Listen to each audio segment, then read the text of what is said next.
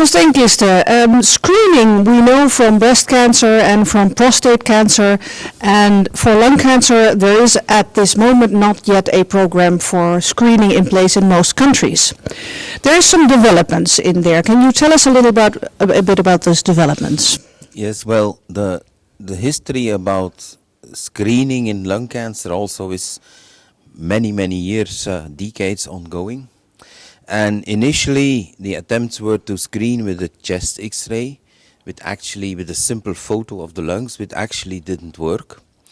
And then, over the past 10 years, we had studies where all people were screened with CT scan, with a scanner. And what we learned from these studies is that you find more patients in an earlier stage of disease. You find more patients that could have surgery. But that did not necessarily mean that screening was useful. Why not?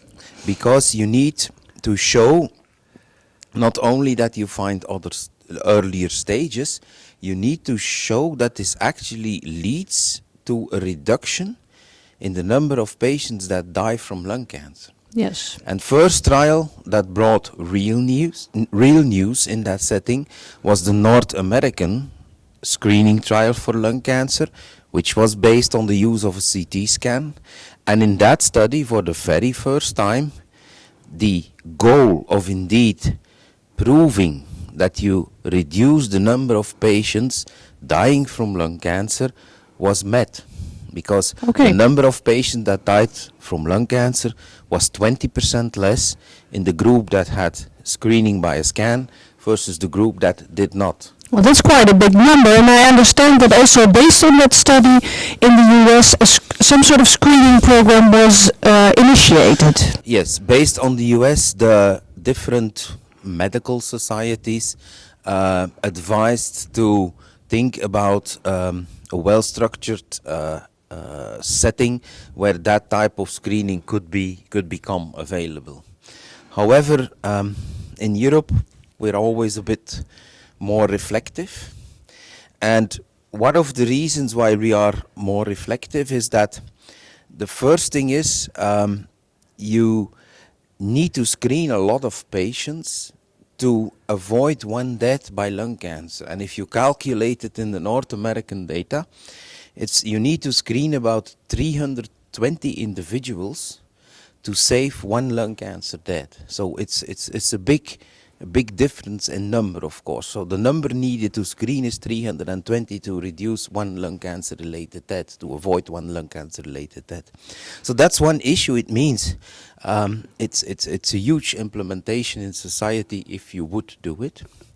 The second thing is, what was also clear in the North American data, the scans are quite good from a technical point of view. But this means that if you put patients as they did, and it were patients of between 50 and 75, smokers or previous smokers, if you have a scan in these individuals, because they're not patients, they're individuals, you find something in 1 out of 4.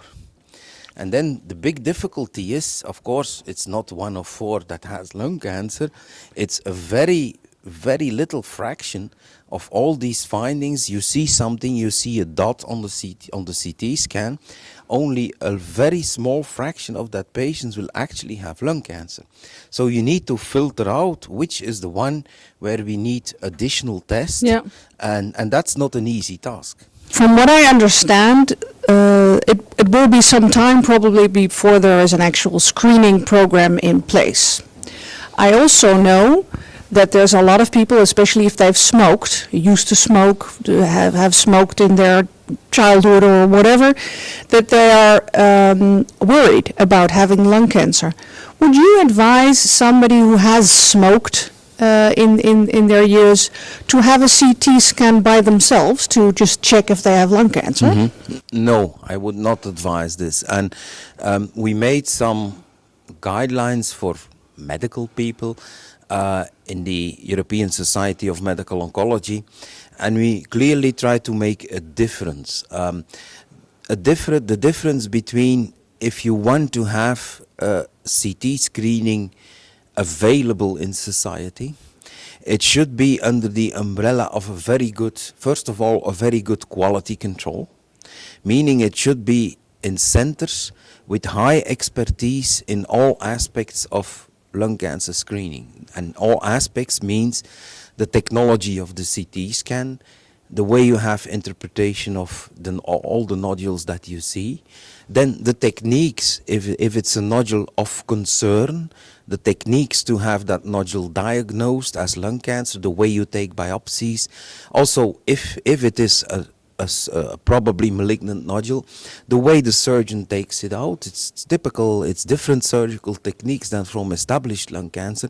So you should have that whole multidiscipline environment in a very experienced high volume thoracic oncology center in order to start with screening. And of course there are centers in Europe that are capable to do this, but it would be, at least is what we felt in the ESMO guideline, it would be a very bad idea if a smoker just asked to his GP, could I have a CT scan because I'm concerned? That's probably not the way to do it, because you will create a lot of extra tests, a lot of potential morbidity for the patient, because most of these tests will be unnecessary. So we would not advise that outside of a real good program. And I think the discussions about real good programs in Europe will predominantly start once the European large trial, the Nelson trial results will become available. When will they become available? Well, we estimate it might be at the end of next year. End of next year, end of 2016. Yeah. Thank you very much. You're welcome.